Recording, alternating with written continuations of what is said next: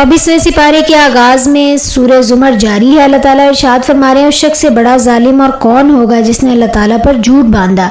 और अल्लाह ताला सवाल करें, क्या अल्लाह अपने बंदों के लिए काफ़ी नहीं है?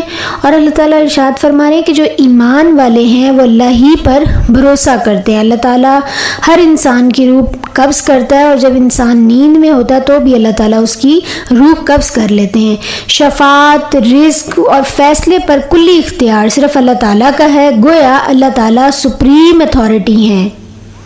इसके बाद अल्लाह ताला इरशाद फरमा रहे हैं कि ऐ मेरे बंदो, जिन्होंने अपनी जानों पर ज़्यादती की है, अल्लाह की रहमत से मायूस ना हो जाओ। यकीनन अल्लाह ताला सारे गुनाह माफ़ कर देता है और वो गफूरुर रहीम है। अल्लाह ताला ने बहुत प्यारे अंदाज से कहा है कि मेरे बंदो, और कंडीशंस भी बता दी कि पलट आओ अपने रब की तरफ, मती फरमा बन जाओ और अल्लाह ताला की किताब की पैरवी करो। अल्लाह ताला सवाल करें, क्या जहन्नुम में मुतकब्बरों के लिए काफ़ी जगह नहीं है? अल्लाह ताला हर चीज़ का खालिक है, निगहबान है। आसमानों के ख़जानों की कुंजियाँ अल्लाह ताला के पास हैं, लेकिन लोग शिर्क कर रहे हैं। और अल्लाह ताला फरमा रहे हैं कि इन लोगों ने अल्लाह की कदर ही ना की जैसा कि उसकी कदर करने का हक है। सूरह के आखिर में अल्लाह ताला क़यामत का नक्शा खींच रहे हैं कि लोग ग्रोह दर ग्रोह दोज़ख में जा रहेंगे और जिन्होंने नाफरमानी की, और जिन्होंने नेक अमाल किए वो ग्रोह दर ग्रोह जन्नत में जाएंगे। जन्नत के मुंतज़मीन अहले जन्नत के लिए इस्तकबाल के लिए जन्नत के दरवाजे पहले ही खोल देंगे और कहेंगे कि सलाम हो तुम पर, बहुत अच्छे रहे तुम, अब इसमें हमेशा रहोगे।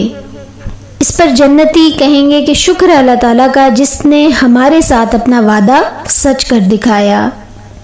इसके बाद सूरह मोमिन है। अल्लाह ताला इरशाद फरमा रहे हैं कि इस किताब का नज़ूल अल्लाह ताला की तरफ से है और अल्लाह की सिफ़ात बताई जा रही हैं कि वो ज़बरदस्त है, सब कुछ जानने वाला, गुनाह माफ़ करने वाला, तौबा कबूल करने वाला, सख्त सज़ा देने वाला और बड़ा साहिब फ़ज़ल है। और कोई भी माबूद अल्लाह के सिवा नहीं है और उसी की तरफ सबको पलटना है।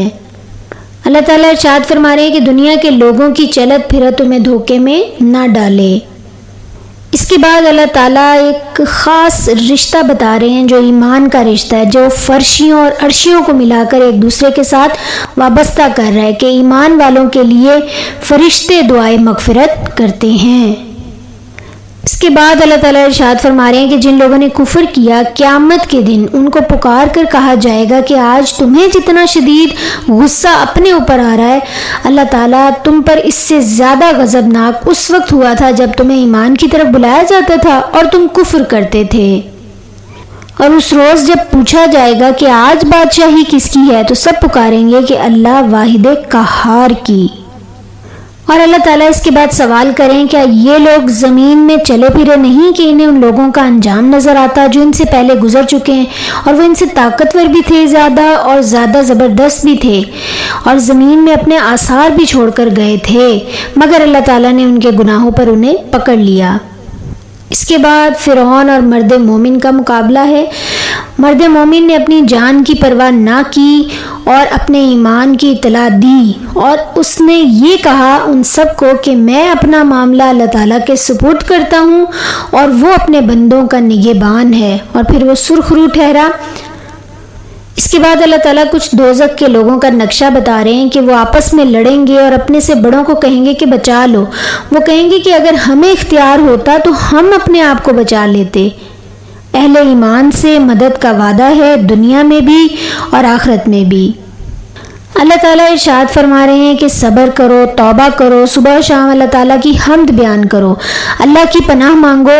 और अल्लाह ताला इरशाद फरमा रहे हैं मुझे पुकारो, मैं तुम्हारी दुआएं कबूल करूँगा। जब अल्लाह ताला खुद ये इरशाद फरमा रहे हैं तो हम क्यों दूसरों की तरफ निगाह रखते हैं? दुआएं कबूल करने और ना करने के सारे इख्तियारात अल्लाह ताला के पास हैं, और जो घुमंड में आकर अल्लाह ताला की इबादत से मुंह मोड़ते हैं, ज़रूर वो ज़लील व ख्वार होकर जहन्नुम में दाखिल होंगे।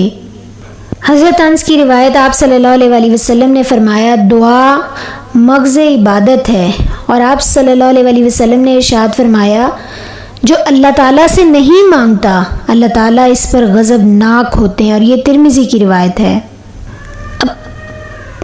حضرت ابو ہریرہ رضی اللہ تعالیٰ عنہ سے مروی روایت کہ آپ صلی اللہ علیہ وسلم نے فرمایا، جب تم میں سے کوئی شخص مانگے تو یوں نہ کہے کہ خدایا مجھے بخش دے، اگر تو چاہے مجھ پر رحم کر، اگر تو چاہے مجھے رزق دے، اگر تو چاہے، بلکہ اسے قطعیت کے ساتھ یعنی یقین کے ساتھ کہنا چاہیے کہ پروردگار میری فلاں حاجت پوری کریں۔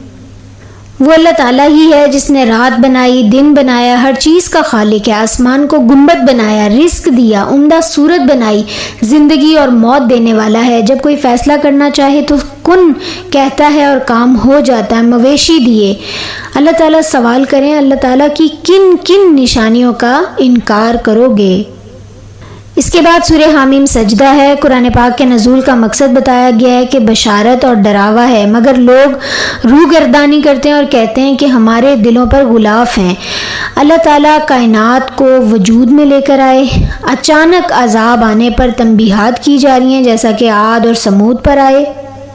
اللہ تعالیٰ قیامت کی منظر کشی کرتے ہوئے ارشاد فرما رہے ہیں، تم دنیا میں جرائم کرتے وقت جب چھپتے تھے تو تمہیں یہ خیال نہ تھا کہ کبھی تمہارے اپنے کان اور آنکھیں اور تمہارے جسم کی کھالیں تم پر گواہی دیں گی۔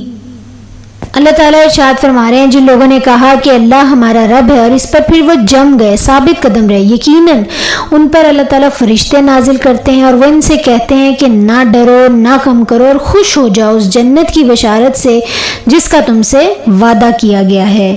ہم دنیا میں بھی تمہارے مددگار ہیں، ساتھی ہیں اور آخرت میں بھی۔ حضرت عمر رضی اللہ تعالیٰ عنہ نے ایک مرتبہ ممبر پر یہ آیت تلاوت فرمائی اور فرمایا، خدا کی قسم استقامت اختیار کرنے والے وہ ہیں جو اللہ کی اطاعت پر مضبوطی کے ساتھ قائم ہو گئے، لومڑیوں کی طرح ادھر سے ادھر اور ادھر سے ادھر دوڑتے نہیں پھرتے۔ اس کے بعد اللہ تعالیٰ بتا رہے ہیں کہ سب سے اچھی بات کس کی ہے، وہ جو کہ اللہ کی طرف بلائے اور نیک عمل کرے۔ اس کے بعد اللہ تعالیٰ ایک حقیقت بتا رہے ہیں کہ نبی صلی اللہ علیہ وسلم، نیکی اور بدی برابر نہیں ہے اور تم بدی کو اس نیکی سے دفع کرو جو بہترین ہو۔ اور پھر اللہ تعالیٰ ایک گر بتا رہے ہیں کہ اگر تم شیطان کی طرف سے کوئی اکساہٹ محسوس کرو تو اللہ تعالیٰ کی پناہ مانگ لو۔ اللہ سے دعا ہے کہ اللہ تعالیٰ ہمیں بھی شیطان کی اکساہٹوں سے اپنی پناہ میں لے لے، آمین۔